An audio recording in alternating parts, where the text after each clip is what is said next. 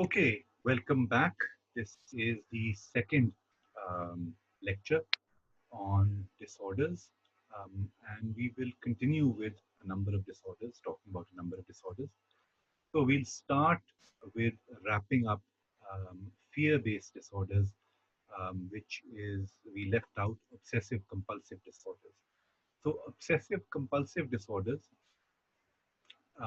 OCD ये आमतौर से इस्तेमाल करते हैं जिससे एक हद तक एक सेंस भी आती है कि व्हाट वी टॉकिंग अबाउट लेकिन जिसको हम आमतौर से OCD कहते हैं it's very different from the actual clinical disorder उसके अंदर as the name implies one part of it is obsession which are recurrent persistent unwanted thoughts that provoke fear um, so right now for example if you're hand washing कि आप बाहर गए वहम हुआ आपको कि हाथ धो लेते हैं वो उसको हाथ लगाया था इधर गया था दरवाजे को हाथ लग गया था मेरा कोई बाहर से आ गया उसको क्या क्या करें अब उनका तो this is the kind of thing except कि ये आजकल तो to some degree it's rational लेकिन ये इरैशनल रिकरेंट और परसिस्टेंट थॉट्स होती हैं और कंपल्शन उससे ये होती है ये ऑब्सेशन हो गई कंपल्शन उससे ये होती है कि आप कुछ करें इससे और जिस तरह ऑब्सेशन जो है वो इरेशनल परसिस्टेंट अनवांटेड है उसी तरह कंपल्शन भी जो बिहेवियर आप उसको लोअर कर उसकी एंजाइटी को लोअर करने के लिए करते हैं वो भी इरेशनल होता है रिचुअलाइज्ड बिहेवियर वेरी ऑफन ओसीडी में you have hygiene based obsession you morbid constant fear of germs again uh, we're excluding the current situation where there is a rational fear but there is in ordinary circumstances, the irrational fear, and you will have constant hand washing, constant cleaning, and to give you idea of what we mean by abnormality, that this is a disorder.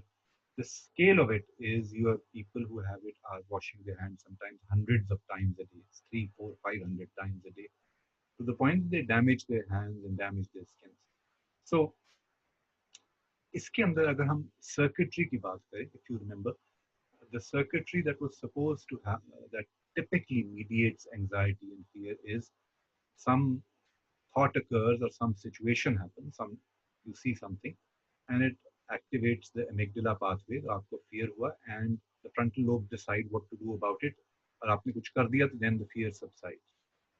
तो इसके अंदर activate तो हो रही है the idea of germs और the idea of something else जिसकी भी आपको ऑब्सेसिव थॉट आ रही है उससे एक्टिवेट हो गई लेकिन आपके जो उसके रिस्पॉन्स हैं that is not rational and it doesn't lower the fear either so you have to keep on doing it sometimes people have a safety phobia so they'll lock and unlock the door hundreds of times to make sure it's properly locked right so they lock it but it doesn't satisfy them shayad sahi na hua and they lock it again um, so that is it's a very very debilitating illness because you become very seriously dysfunctional. You can't do a lot of things because you're constantly hindered by these persistent fears and persistent compulsions to try and gain control of those fears.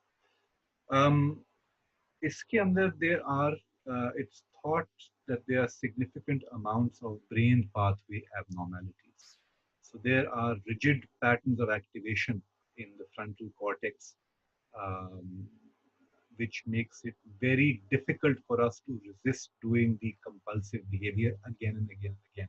तो आपको जो feedback मिलनी थी कि अच्छा आप कर लिया है ना हाथ धो लिए हैं तो आप ठंडे हो जाओ वो नहीं होती the lowering of fear doesn't happen and therefore you have to keep on doing the same thing over and over again so that is the classic OCD pattern and treatment is partly by um, therapy, partly very often with various kinds of drug use. Some SSRIs, serotonin-specific reuptake inhibitors, have been used partially to treat it.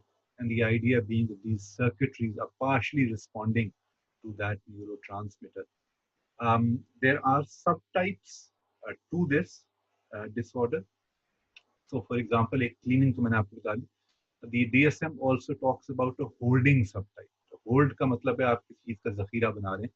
Basically holders cannot throw things away. So they will keep newspapers कि शायद बाद में इसमें से कोई important चीज़ हो, बाद में रिसीट या हर कागज का पुर्जा जो है जो आपके पास आ रहा है वो आपको फेंकते हुए ये वहम होता है कि इसमें कोई बाद में कोई something critically important might be on it and I can't do it, throw it away. And that leads to, I mean, you hear newspaper description of people who, had 50, 60 tons of paper of various kinds stored away in the house to the point that हर जगह कागज ही कागज था and they were, उसमें से निकाल के जगह बस अपना रह रहे थे.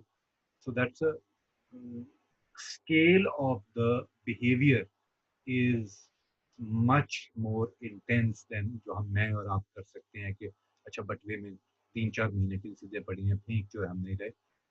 The scale of it is much larger. Um, Again, with this subtype, there is abnormal brain pattern activities linked with problem solving, decision making, and memory. So you can't anticipate. Remember, you can't anticipate what you might need now and what you might need later, or decide this is useful, useless. It can be thrown away. This can't be thrown away. And the idea of spatial reasoning, also how do I store it away, is also disrupted. So you have these variety of um, brain abnormalities that are linked to this. So that these are the fear related disorders. Now we come to mood disorders, जिसके अंदर हमारे multiple kinds of mood. There are a variety of disorders, and extreme depression is one kind of disorder. But also you can have mania and prolonged irrational elation, confidence, energy. People stay up for 2-3 weeks without sleeping because they think they've got a business idea that will make them billionaires, and it's not fundamentally rational, but they're pouring all their resources and thoughts are racing along really fast and they think they're going to do everything. So there are extremes to the mood that we are talking about, which are significantly unusual. Um, if we start with major depression, which is the classic mood disorder, you have, as I said, emotional changes, a severely intense sadness, sense of worthlessness. Um, Linked with that is behavioral changes. So you have a loss of energy. You can't move. You can't have your usual daily activities. People very often stop cleaning up themselves, taking care of themselves. You have cognitive and physical changes accompanying them. Ruminative thoughts, bar negativity की तरफ thoughts, irrepressibly, unwantedly going towards that. A sense of worthlessness, a sense of being a failure with no visible means out of it. And clinical depression is treacherous in this way.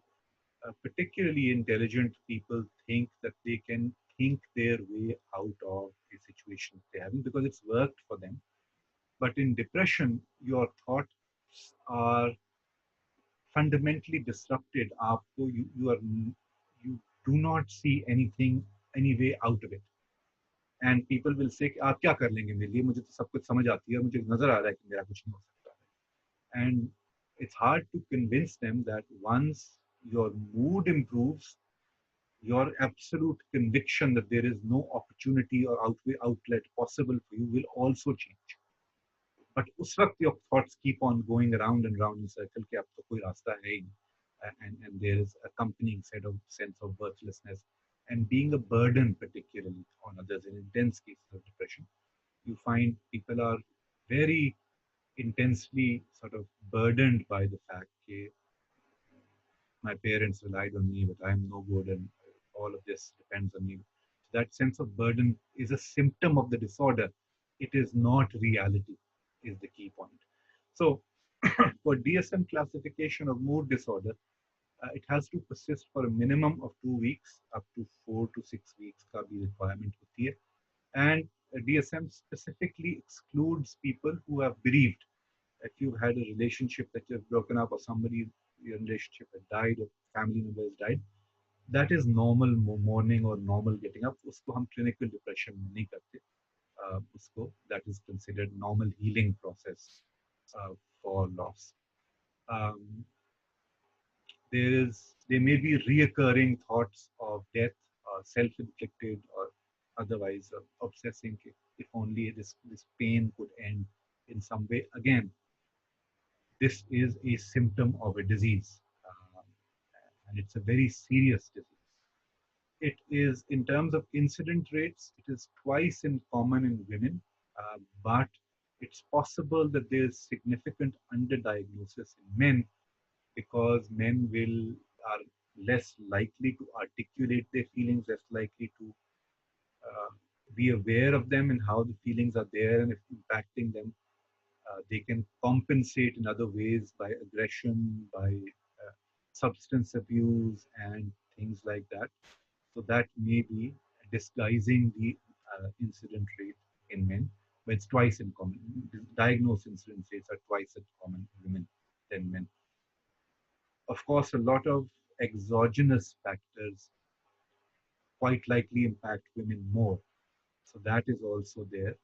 A lot of the hardships of life uh, and hit women more, and women have very often, depending on the culture, fewer coping mechanisms available to them. Then, so there's major depression. In bipolar depression, you have the same thing. You have depression, but you have one accompanying mood of manic, of mania, which I described earlier. That elated, exaggerated sense of confidence, of energy, of happiness, of planning.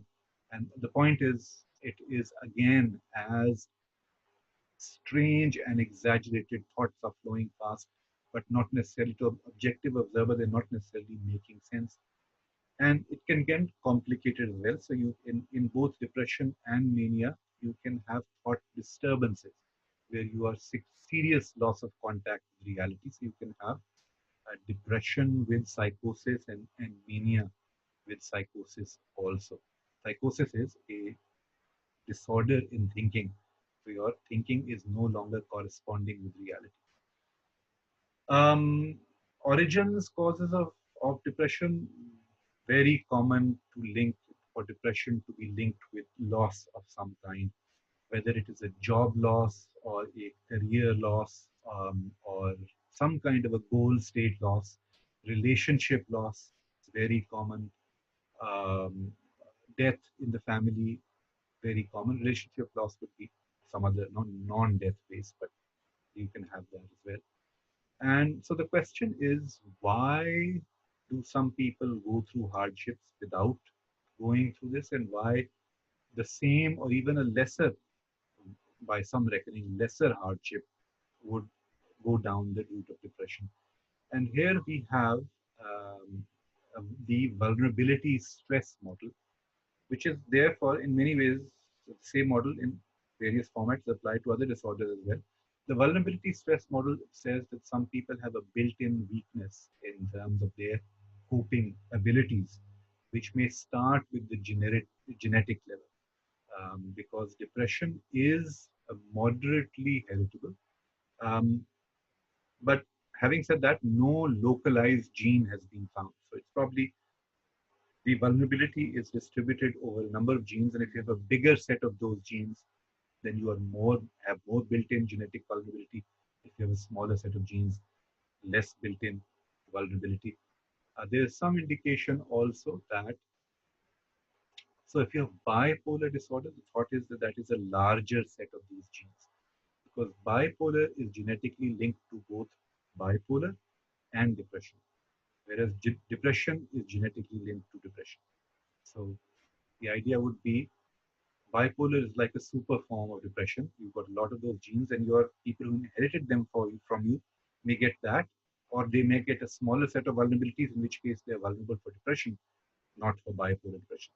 But the picture is not uh, perfectly clear. Um, Initial idea also was that because a lot of these genes that were found to be linked to depression seem to involve regulation of the neurotransmitters serotonin. So the initial idea was that maybe depression is a lowering, uh, abnormally low level of serotonin um, in the brain. Um, but this was the initial model, the serotonin hypothesis, it was called. But it did not work out to be such a simple um, matter. So, for example, depleting serotonin, there's a number of chemicals that will block serotonin, does not call depression. And increasing serotonin levels does not automatically or necessarily alleviate or lower depression. It is true that majority of modern um, antidepressant medication consists of serotonin specific reuptake inhibitors, SSRIs. And as you may remember, serotonin specific. So if you block reuptake of serotonin, that means the neuron that transmitted it cannot suck it back, and it keeps on causing a depolarization in the next cell. So SSRIs will increase the functional amount of serotonin in the system. So these are used to treat depression.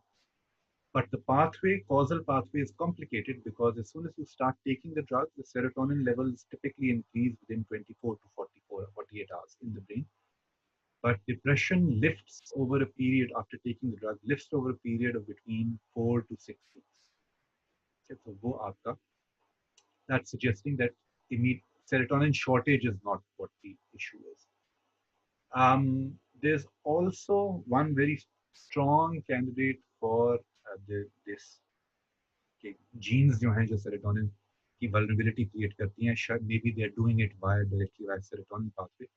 One gene that was very closely associated with this was a 5-HTP gene.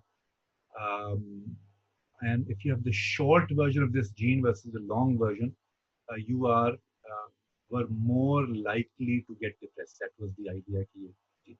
But bigger studies, meta studies suggested कि ये इतना simple भी नहीं है. This gene is not so straightforwardly linked. It does not directly create a vulnerability via the way it modulates the serotonin circuits in the brain.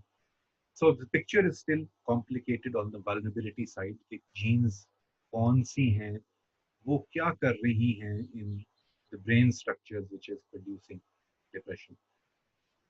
From the other side, from the stress side of it, there are also a number of major findings. So it's known that, for example, violence, abusive relationship, parental neglect, these are all very powerful factors for inducing depression. Um, and the statistical evidence for it is very high. Correlation studies, there's some sort of causation studies, longitudinal studies also. इसके अंदर एक complication ये होती है कि it could be that depression is causing abusive or violent relationships.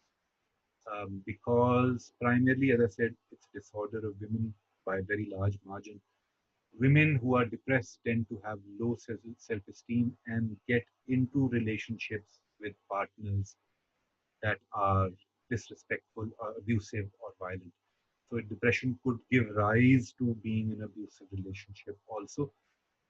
But even when you account for that, there is evidence that without a pre-existing case of depression, being in a violent and abusive relationship increases the likelihood of depression.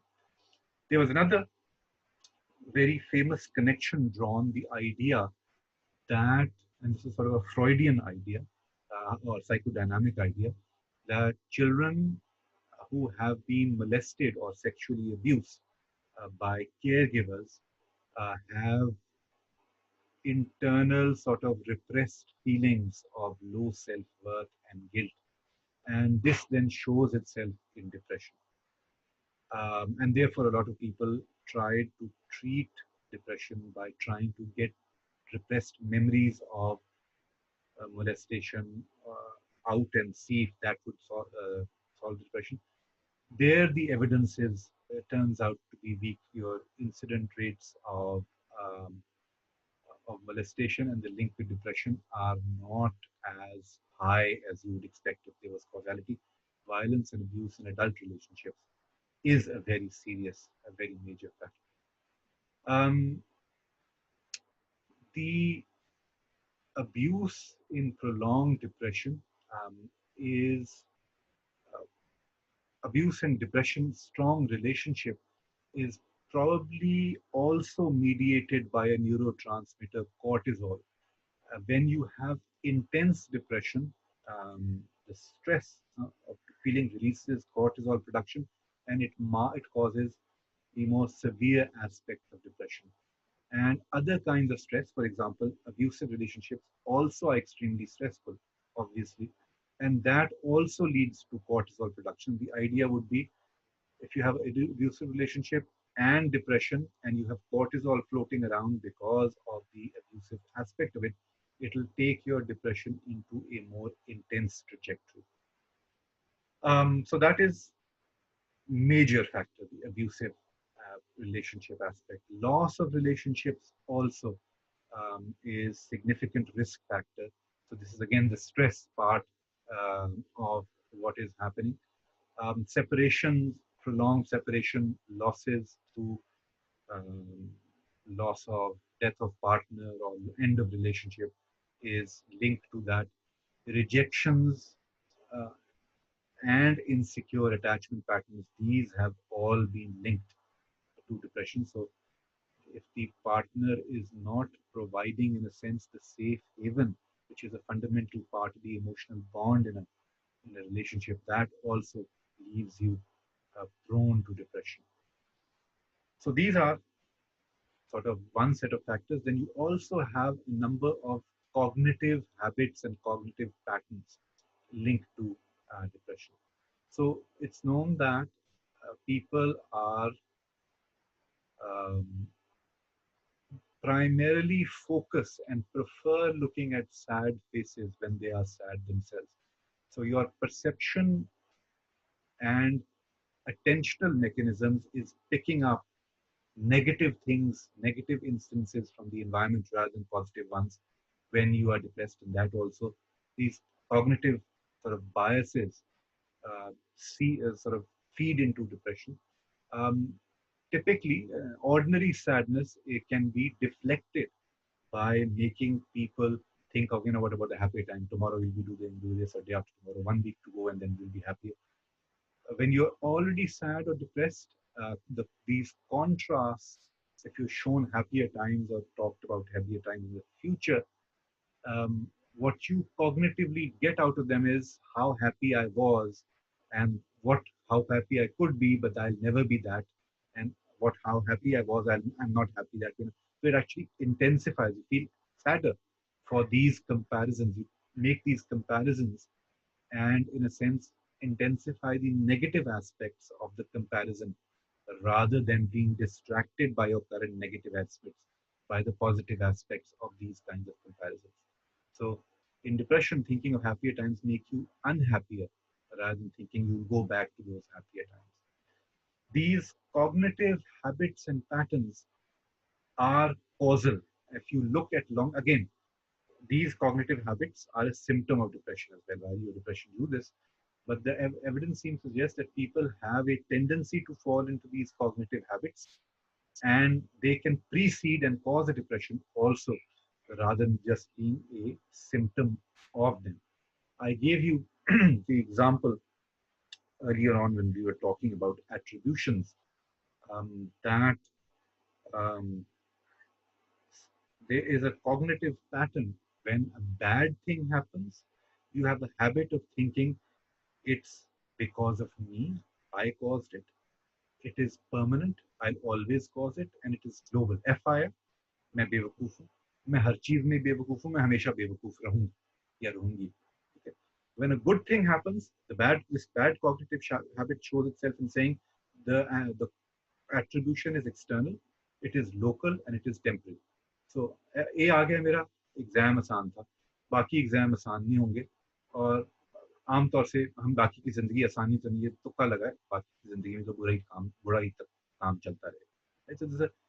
So it's a pattern of thinking that, in a sense, predisposes you to to go deeper into a bad mood when you are when a stress hits. If you think about the model of emotions that we talked about, you need event that causes physiological changes, and you need a cognition. The idea here is some people have these cognitions always available. Whenever you have a stressful event that causes a physiological pattern, तो आपके mood change या depression की दोनों टांगे अब आ गई, and you will have a depression standing up. Also, a part of your cognitive patterns is a rumination, a repetitive thinking about what went wrong and what goes wrong. um, People who have tendency to depression or to depression who are depressed tend to go on and on about negative things, constantly thinking about it rather than distract themselves. The healthiest pattern, of course, when something goes wrong, when you're thinking of negative thoughts, is what can I learn about it? Right, done, finished, let's move on. But the ruminant pattern is to constantly go over them, constantly be reassigning your blame, constantly be feeling bad about it. Rumination predicts depression, also in many ways predicts poor problem solving ability, anxiety, and number of other kinds of issues. So there are cognitive habits, just like there are physical habits that are bad for you, like smoking and not exercising, physical habits. Certain cognitive habits also uh, predispose you towards depression. And again, this is where therapy in many ways makes a difference in what we do. Now, we switch for a moment to um, a axis 2 disorder, personality disorder, before we return back to axis 1 and talk about psychosis and thought disorders. So in the axis 2 disorders, I want to pick up two of them that I'll talk about briefly. First is antisocial personality disorder, and the second is narcissistic personality disorder. So personality disorders, being axis 2, don't have a sudden onset. ये एकदम से नहीं होते. This is the way a person is generally organized, the way they are long term, and as a result, they are quite challenging to handle and treat because it means a personality transformation, and these are challenge. These therapy can very often mitigate them, lower them, but overpowering them or transforming them completely is perhaps um, not a realistic goal. Moderating, getting to the point where you're getting by fine, that's a realistic goal. So इसके अंदर narcissistic personality disorder, and remember that the latest data suggests that incidents of narcissistic personality disorder are increasing. Narcissist is a Greek mythology term, someone who fell in love with their own reflection. They were so beautiful. Narcissistic personality disorder is a unusual amount of self absorption, self importance, fantasies of importance, power, and brilliance. So, a strong idea um, of your own worth, along with a significant lack of sensitivity or feeling towards other people in relationships. Narcissistic personality relationships are very typically tend to be quite abusive in that sense of the word. So the person is demanding constant attention, constant admiration. You've got to forever uh, pump them up on constantly being in saying, yes, you're fantastic, you're the most fantastic. जो बंदे ने आपके office में बुरा बात की वो तो है ही बड़ा उल्लू का पट्टा. आप असल में बहुत बड़ी चीजें हैं, वो बहुत बहुत शानदार है. And there's no reciprocation, right? So you don't help this guy when they're feeling down and they'll help you when they're down. That's not it. It's constant, and they are not into helping you. Well, narcissistic personalities typically the only time they pay enormous amounts of attention to you is when they want to get you into a relationship.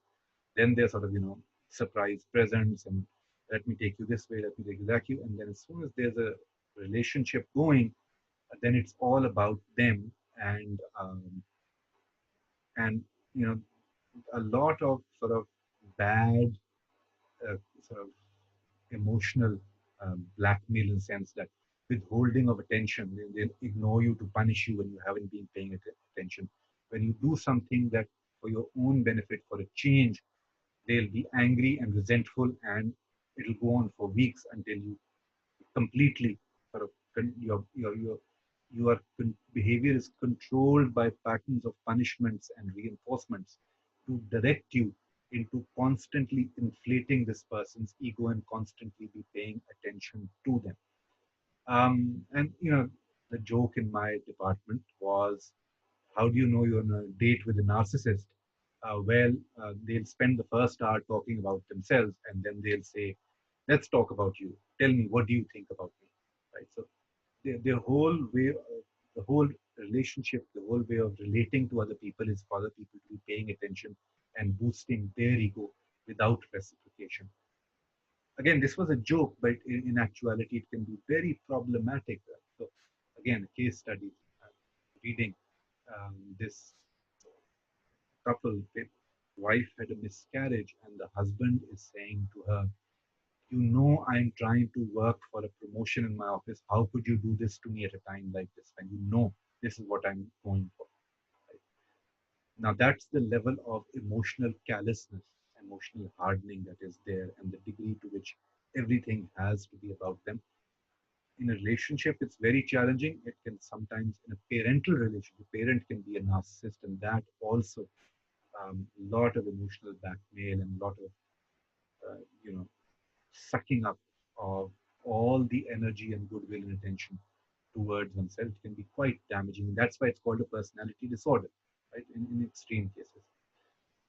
Um, why is the incident rate increasing? The suggestion is this generation, there is they are used to increasing amounts of uh, constant boosting to their self-esteem rather than their self-efficacy. Self-efficacy is your resilient, confident,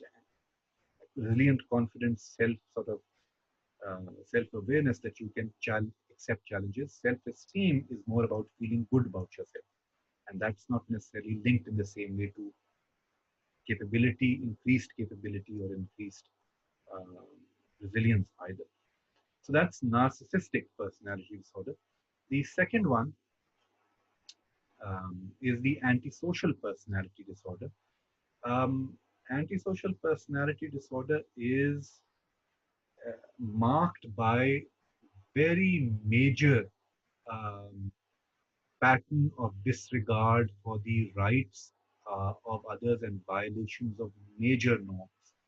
So this is not somebody who's nasty to you. This is someone who will steal all your notes the night before the final exam because yeah, I want them. I don't care if the other person made them or needs them. Or somebody's done you a bad turn, you set fire to their car or something like that. So we are talking about very major violation of norms as well as a lot of very persistent antisocial behavior, a callous disregard for the rights of others.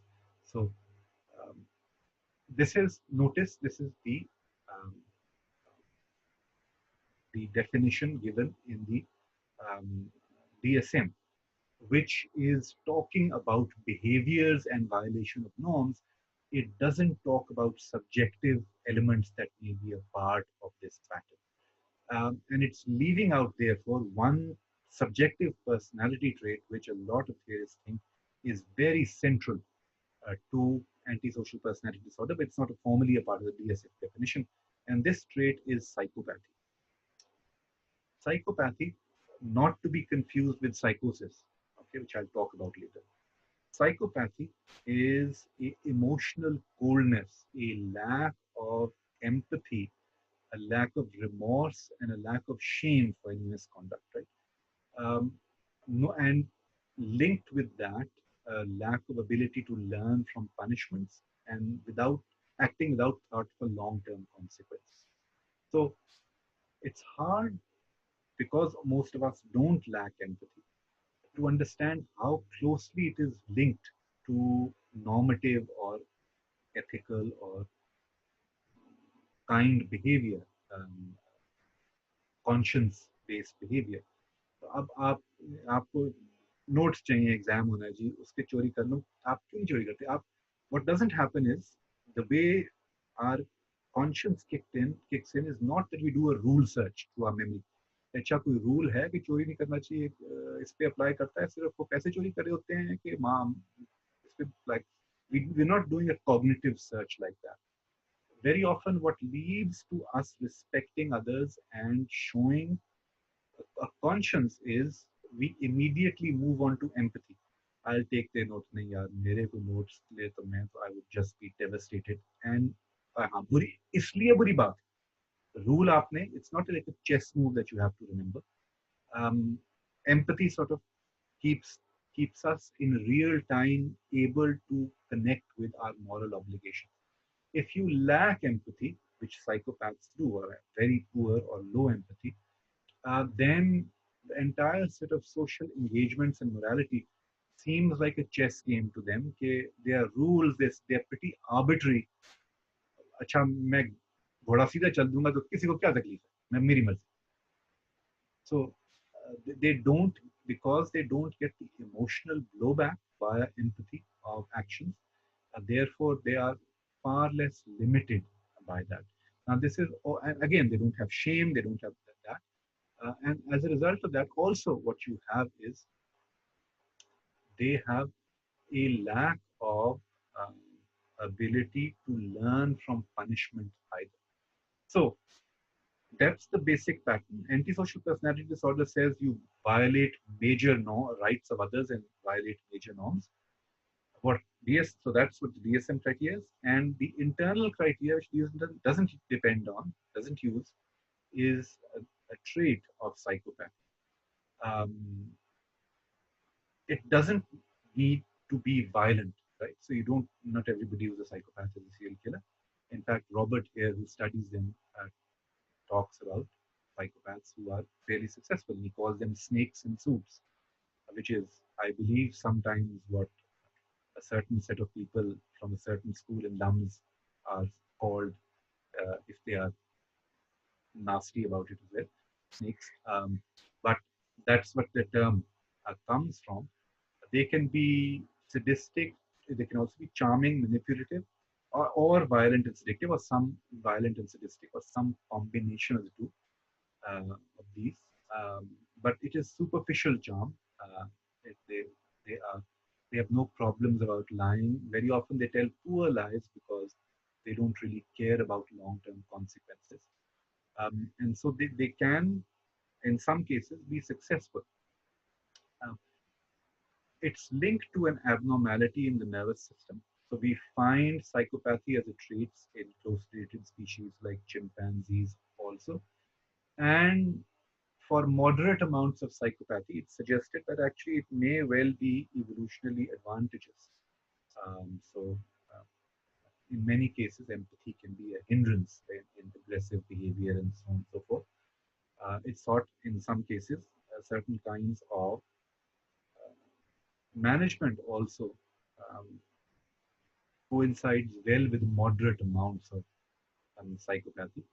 So, I mean, psychopathy really takes you to very high management because empathy and being able to manage relationships, groups, and culture typically is a part of the job description of any highly complex, large company or structure. But for small ones, family-owned ones, or self-made people, you can, or middle management, you can have psychopathic coincidences. And so somebody who decides to fire half the workforce and doesn't feel bad about it in many ways um, can function more effectively than someone who is worn down by the emotional demand, any kind of a major management position. You are making decisions which affect other people's lives, and it's very commonly to give to one people, you have to reduce another set of people, and that very often wears you down the that pattern of it, and you sort of run out of resilience and empathy at some point. So, but if you have moderate amounts of psychopathy, you are not um, afflicted by this, and it can be adaptive in that particular kinds of circumstances, moderate amounts. Um, Therefore, it's idea it's a trait and heritable, like traits are. There's another aspect to psychopathy, which is, as I said, that they do not respond to punishment. So they are very cold and cool in circumstances which other people would find stressful because there's punishment involved. The classic measurement for this is you use a galvanic skin response. So galvanic skin response is an involuntary autonomic nervous system activation response. You put metal ring around your finger. When you're feeling anxious, when your autonomic nervous system kicks in, small microscopic amounts of sweat appear on your skin, and that increases the conductivity of the skin. It's a very sensitive measure. If I've got a spider in front of me and I'm attached to a galvanic skin response monitor, as I reach towards the spider, the galvanic skin response will immediately start going up because I'm afraid. Um, when you have GSM measurements for people with high psychopathy traits, and they're trying to learn a task, and every now and again you're giving them electric shock as a punishment when they make mistakes, they show no galvanic skin response for punishments. Nor do they show galvanic skin response to photographs of people in distress, people who are injured, or people who are starving, visibly starving, or something like that. They don't have that stress response. Um, there is also evidence of poor frontal lobe functioning. Um, um, Thinner, less gray matter, which is the outermost layer, thickly connected layer of on the cortex, which is involved in high level cognition.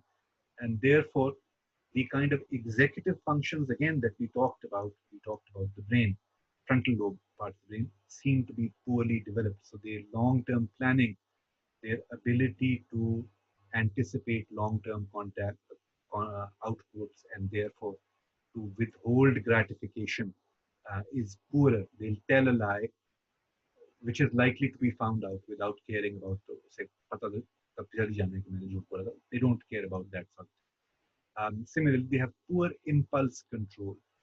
So the ability to suppress immediate desires, which is typically again a frontal lobe function. Again, we talked about resilience. We talked about emotional and moral development. It's very poor in with those with high psychopathy traits. Um, as a result, you find far more psychopaths, although majority of them clearly aren't in prison, but in the prison population, you think you have a significantly higher number of people with psychopaths than the general population. So they end up in those kinds of situations, criminal situations, more commonly than others. If you look at people who had deliberately, cold-bloodedly carried out a murder, versus those who have been convicted of murder, but it was a crime of passion. There was an impulsive rage fight that they got into and something happened. The planned murders typically have poorer frontal lobe activities in exactly the psychopathic pattern than those who have crimes of passion. So they are a different sort of underlying physiology for their criminal behavior. In rare cases, you can have um, brain damage occurring, which damages those portions of the frontal lobe, and you have behavioral changes after brain damage, which resemble tendencies towards psychopathic behavior or antisocial personality disorder type of behavior. So this is the idea here is it's a heritable trait. There's also some debate and evidence that particular kinds of abusive relationships in early childhood can give rise to psychopathic patterns of lowered empathy and high impulsivity and so on, which are not heritable in the personality sense. And in these cases, sometimes you will call the behavior sociopathic rather than psychopathic, indicating that it's not a personality trait, it is a developmental, it's sort of a learning-based pattern that has come. So you very often you will have when you have criminal families, very often the rearing of the children involves exposing them to environmental stimuli that can cause sociopathic patterns. So that's a debate that you can look at.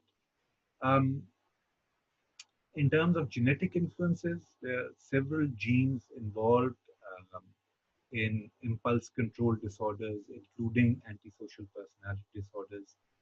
And these genes, in, along with environment, will cause a higher number of antisocial personality patterns to appear earlier.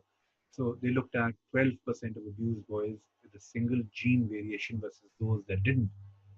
And much higher proportion of those with the gene and the abuse later had convictions for violent crimes than those without the genes but with abuse. So suggesting again that there's a sociopathic and sort of genetic that can coincide with this behavior. Environmentally speaking, in terms of what kind of social circumstances, very poor nutrition the first 3 years of life has been correlated with it. Early separation from parents of children who are raised in orphanages or in other ways deprived of the stable emotional back and forth that you have with parents. And also, if there's excessive parental cruelty, all of these are risk factors for this, for going on, environmental risk factors for going on to show the traits of psychopathy. Okay, now quickly we go over other kinds of impulse control disorders which involve drug abuse and addiction. Um, and it varies from substance to substance and drug to drug. So, a substance abuse, um, for a diagnosis of substance abuse, there has to be a maladaptive pattern leading to clinically significant impairment or distress. So, you can have a substance dependence, you trying out something and you become dependent on it. As long as it's not significantly impairing your functional ability, you can hold on to your job, you can hold on to your career, that's fine. It becomes abuse when it causes significant dysfunction. So, if you are spending money that's supposed to go to your children's education or food on drugs, if you are taking a drug even though it's going to cost you your job, then you would call it substance abuse. Again, there's a variety of biological models which talk about the receptor sites for various drugs. Nicotine has a genetic sort of sensitivity. There are people with versions of the gene, so within a couple of weeks of smoking, they have changes in their, because those genes, they have changes in their receptor sites for nicotine on the genes, on the neurons, and that you can have dependence right there. Genes are also involved in alcoholic behavior. Um, Genes that are involved in adolescence, early use of alcohol include impulsivity and criminality. These are uh, combined with alcohol use give rise to substance abuse problem with alcohol. So particularly what marks it is extreme binge drinking. So people who are drinking non-stop for a stretch of 24 hours, 48 hours, and drinking huge amounts. That particular pattern, particularly starting early on in development, is a strong indicator of a genetic-based substance abuse problem with alcohol. Um, in Pakistan, of course, it's illegal, so a lot of it is hidden. But that doesn't mean it's not there. You have the similar kind of patterns over here as well. So that is your behavioral sort of dependency. There's also impact on by genes on the sensitivity to alcohol. So high sensitivity, which is linked to an inability to metabolize and remove alcohol from the bloodstream, is very common in Asia, lower in Europe. Um, Despite this fact, there are typically higher rates of alcoholism in Europe. Um, and there are multiple ways of thinking about it. One is that because you can't tolerate alcohol, you typically get drunk very fast if you've got these sets of genes, and it causes negative reactions. You vomit and throw up on uh, very fast, and therefore you tend not to get into a prolonged abusive pattern for it. But there are also cultural patterns associated with it. So um, even though Chinese, Koreans, and Native Americans have the same genetic sensitivity to alcohol, they're very susceptible to it. They can't metabolize it very well. They get drunk very rapidly. But the amounts of alcohol abuse are very different, much higher in North Americans than in Chinese. And the difference is very likely, difference in substance abuse patterns is very likely cultural, because you have a pattern of using it in cultures that you don't have in other cultures. Um, so the idea is sensitivity can give rise to addiction and dependence and abuse, but the pattern can also be the opposite. So your drug abuse can actually cause a sensitivity and an addiction. Alcohol, for example, is known to damage nerve endings, particularly of endorphin neurons, and also of shrinking the central cortex, which is the main area that reduces which inhibits your impulsive behaviors. So you drink a lot, and your body's natural painkillers are going away, and therefore you need to sedate yourself more. You need the pain killing effects of alcohol more. At the same time, consumption of alcohol has poisoned your impulse control circuits. Your ability to stop yourself from drinking also decreases. So abuse here is now giving rise to the addiction. Similarly, cocaine has a similar effect, loss of dopamine receptors. You abuse the drug, and that in turn gives rise to your need or addiction for it because your normal supply of endogenous supply of dopamine is not enough anymore. In terms of learning patterns, addictions vary a lot by culture.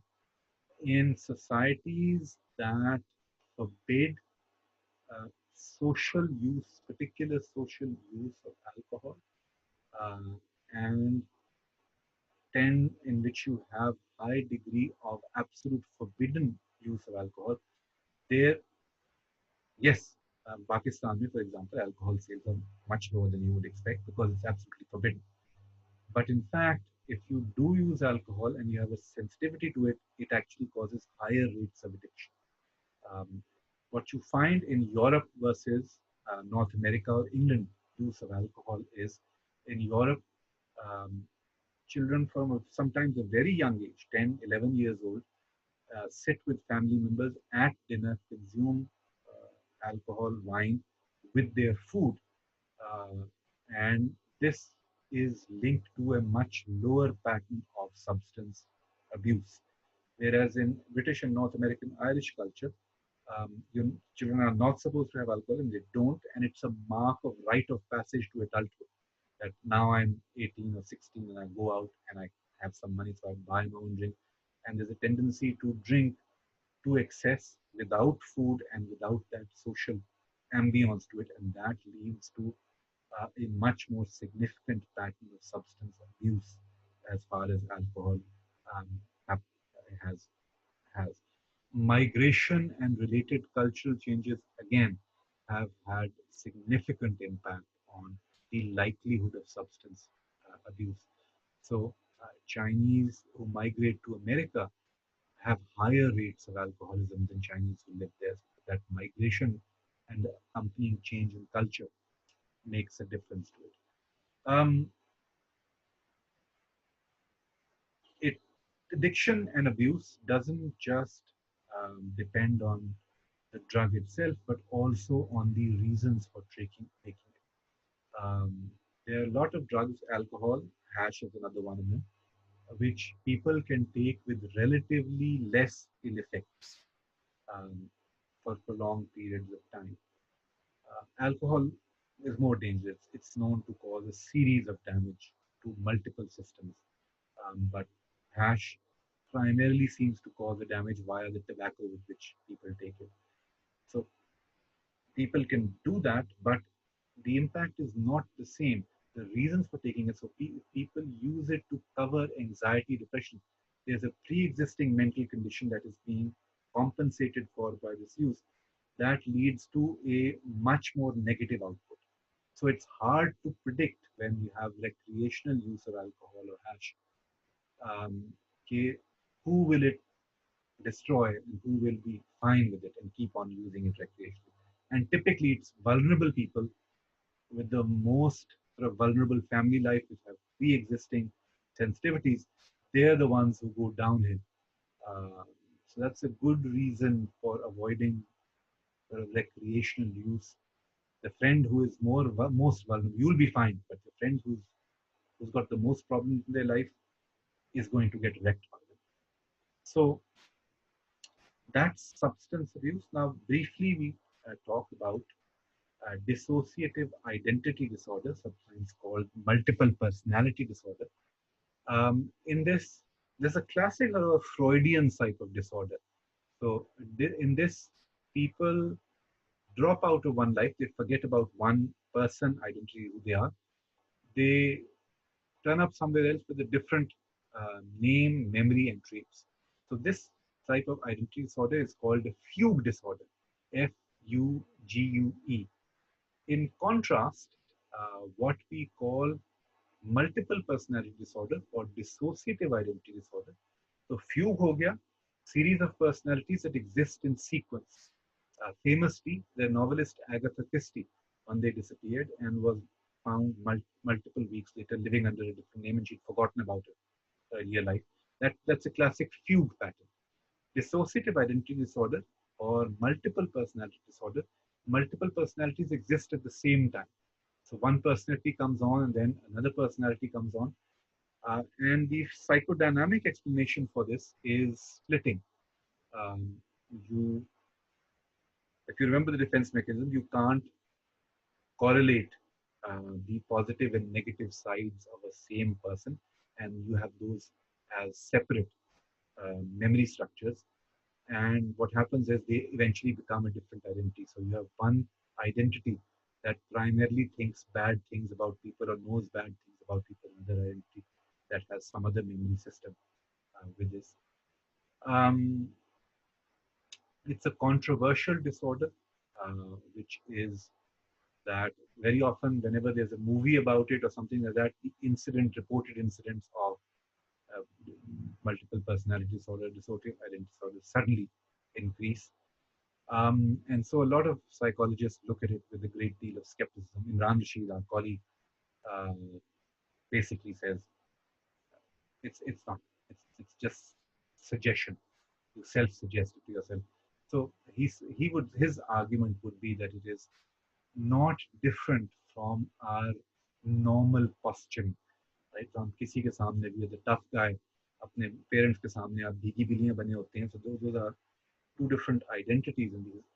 He would be, this is just an extreme version of this normal role changing with environments and posturing that we are all capable of doing.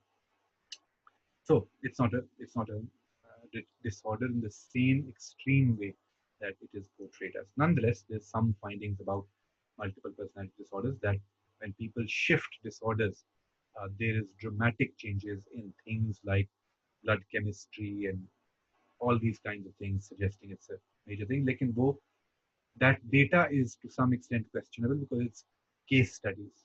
Um, so there is that. Now we come to the final um, abnormal topic, which is psychosis, in which there is significant distort. Psychosis is a symptom, right? In psychosis, there is distorted perceptions of reality and distorted chains of thought to deal with reality, and as a result, you have a profound inability to function in most aspects of life. The classic psychotic disorder is schizophrenia. But briefly, there can be other forms. So there can be psychosis without additional symptoms. You can have psychosis accompanying mood disorder. You can have very common is what is called brief psychotic episode. just have psychosis that lasts a week or 2 weeks or something like that, जिसको यहाँ पे हम nervous breakdown कहते हैं. But the classic illness of which accompanies psychosis is schizophrenia. In terms of the symptoms of it, you have bizarre delusions, fundamental, deep, strange beliefs, and unreal beliefs about the world. So you can believe that you are hearing voices from somewhere else. You can believe that the CIA is artificially controlling your thoughts, or UFOs are controlling your mind. It depends on culture, but there's a profound change in our fundamental beliefs about the world. You can believe that your family is conspiring around against you. You can believe your family has been kidnapped and replaced by robots which are now pretending to be your family.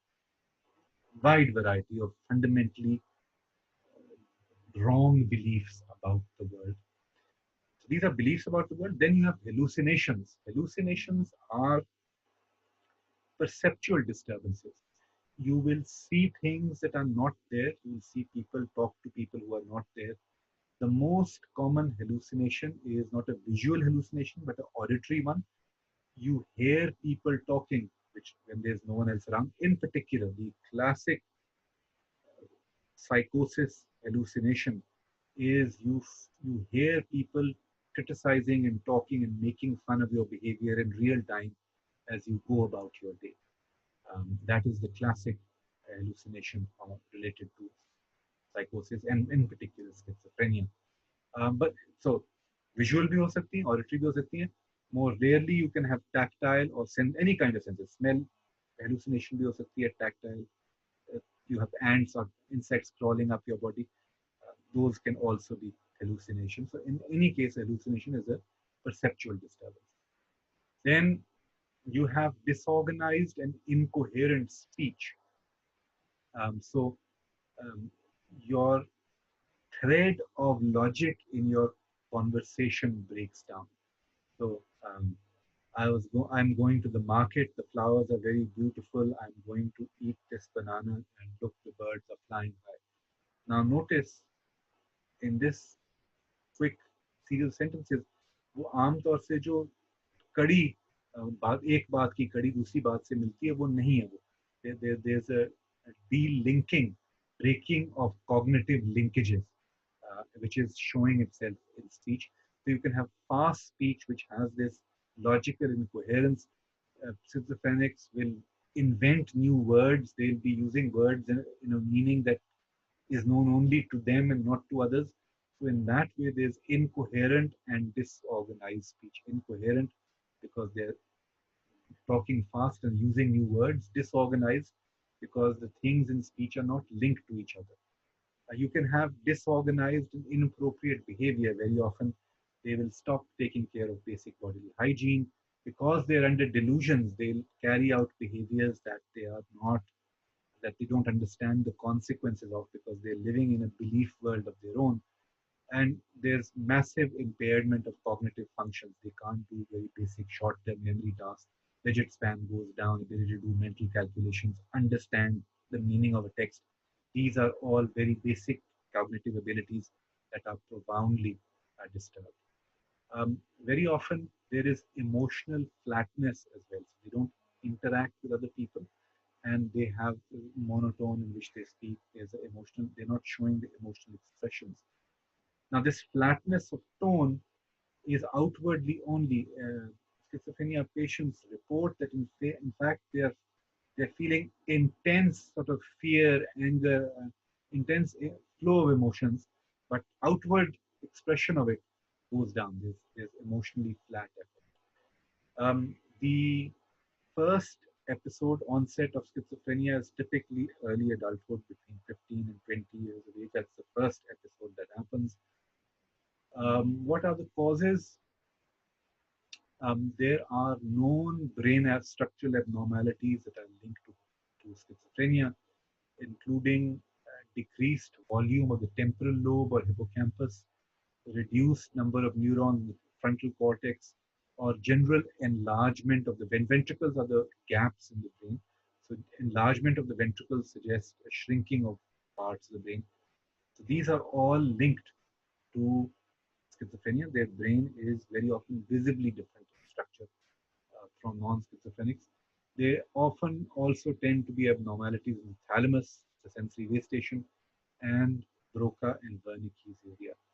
So where are these brain structure changes coming from? One part of it is genetic predisposition. As schizophrenia is highly heritable. If you have one parent, your chances of getting schizophrenia are 12%, whereas the population rate is under 1%. If you have two parents, um, you have a likelihood of getting it at 35 to 46%. So it's very highly heritable. People have been trying to identify genes that link to schizophrenia, and it's been only partially successful. Um, there's an attempt to split symptoms of schizophrenia into what are called positive symptoms and negative symptoms. Again, thinking back on learning, by positive symptoms of schizophrenia, we mean things that weren't there before but have come on with schizophrenia. So, hallucinations, delusions, and disorganized speech would be positive symptoms. Your flatness of affect and loss of general ability to take care of yourself would be negative symptoms. कि वो पहले they were doing this and now it's disappeared with schizophrenia. So people have tried to do that with linking genes to these separate kinds of symptoms. Um, most genes that have been identified as linked to schizophrenia don't link specifically to schizophrenia. So they are linked to bipolar depression disorder, depression, even dyslexia. So there seems to be genes that link to a scrambling in many ways of the pathways, multiple pathways of the brain, and that can give rise to a variety of kinds of vulnerabilities to a variety of kinds of disorders. There are also uh, other environmental correlates of schizophrenia. So prenatal problems like birth complications, a significant loss of oxygen to the brain during birth, which can be the result of complications in various ways. That's a risk factor to schizophrenia. There's also a third pattern. So rates of schizophrenia rise during famines. So prenatal loss of good maternal diet, sometimes exposure to flu viruses during first 4 months of pregnancy. These again have been correlated with later onsets of schizophrenia. तो एक ये भी आपके pattern हो गया. Here there are a pattern. Remember, in developmental psychology, we studied that while the brain develops, you have loss of neurons, pruning. Unused neurons are being used. So one idea is some sets of genes cause excessive pruning. Too many neurons are lost in various areas of the brain, particularly the prefrontal cortex, and that in turn gives a heightened risk of schizophrenia. So these are the classic kinds of genetic and environmental patterns that are linked to schizophrenia. Uh, if you read contemporary papers on schizophrenia, there is strong evidence that schizophrenia is a catch-all category, और इसके अंदर there are 2 to 3 distinct subtypes. One very highly heritable, one subtype very strongly linked to birth complications and so on. And these may be different illnesses producing very similar symptoms. So we call them schizophrenia, but actually there are two different um, causes there. And a lot of people argue that in the next 10, 20 years, the term schizophrenia will be split up and you will have different sub disorders for these different kinds of etiologies because there's suggestions in case symptoms subtly different होते हैं, हल्के से different, overlapping but slightly different, and they respond to slightly different kinds of treatment. Evidence for that is coming, is emerging, so people are working on that. Okay, so that is the topic of abnormal psychology and psychological disorders. We might be covering one or half more topic, which is motivation, and we will get back to that later. So thanks a lot, and um, don't forget to do the readings, obviously, to supplement the lecture. Bye.